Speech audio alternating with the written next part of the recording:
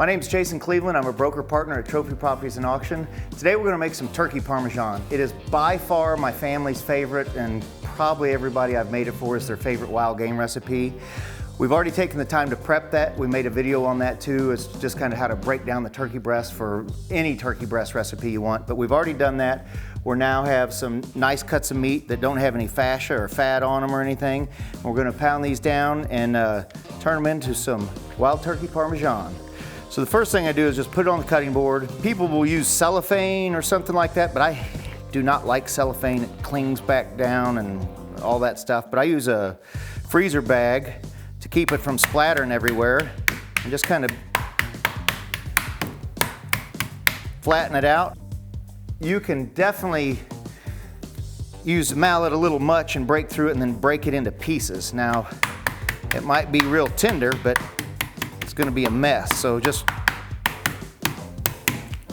do it just enough to where it doesn't break down, and these will all be nice big thin pieces to absorb a lot of butter and Italian breadcrumbs later.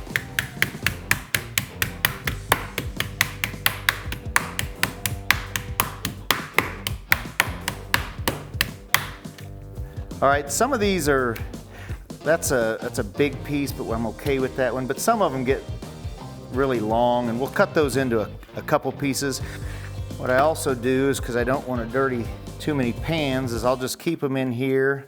I'll put the egg in this pan so that I don't have to dirty yet another pan. I use mostly yolk. I can't give you an exact ratio, but I'll do 3 yolks, and then every once in a while I'll put a white in there to add the volume. But I find that if I'm using just the yolks, or a higher percentage of yolks, it just makes it all taste a little more rich. So, as we've discovered, I like rich, buttery tasting food. Who doesn't? So if there's ever a step that I can do a little extra to make it just a little bit more rich and more fun, I go ahead and take that time.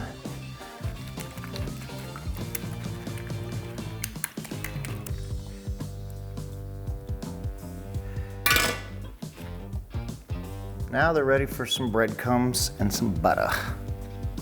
Now we're ready for the cooking. Just regular Italian breadcrumbs. Get them in a cookie sheet. Try to make as little mess as possible. Turns out I'm not very good at that, but don't be shy with the butter.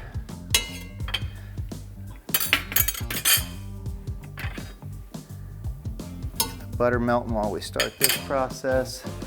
And just take them in there and roll them around in the egg. Make about a pan full at a time. In the breadcrumbs. I just keep pressing the stuff in there to get a good, nice, even coat on there, because breadcrumbs hold more butter. More butter is better. There we go. Butter's melted, the pan's hot. We'll go ahead and start putting some of these in here. It's kind of on a medium heat. You don't want to get it too hot and burn it. As you can see, it already soaked up the first wave of butter, so I'm adding more. Which will be a common theme throughout this recipe. That's amore.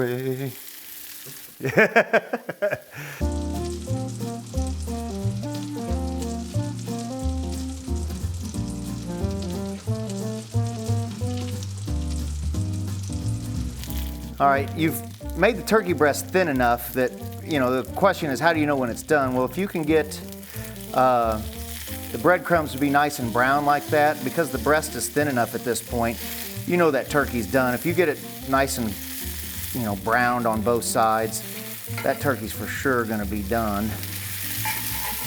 When you're doing this, a lot of times you'll see that that's kind of cupped up on that side, and that's the side that I will turn up to hold the pasta sauce and the cheese, so it's not like putting a bunch of pasta sauce on the back of a turtle, because they kind of hump up a little bit in the skillet, but I use it to my advantage.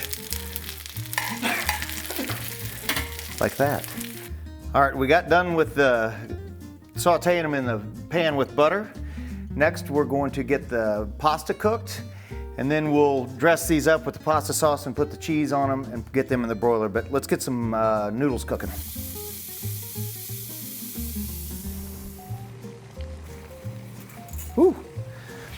what the hell. Well, normally my wife helps with this meal and she makes a red sauce. It takes her like 4 hours to make it, and it's a great recipe. It's my kids' choice for their birthdays, is this turkey Parmesan, but she's at work today, so we're doing something a little different, and that's just, we're trying a taste of the hill.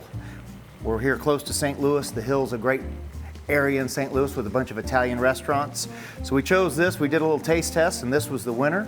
So we're gonna go with this today instead of making my wife take a day off of work and making the sauce. But we'll get it warmed up while we're cooking the noodles. Put it in the pan.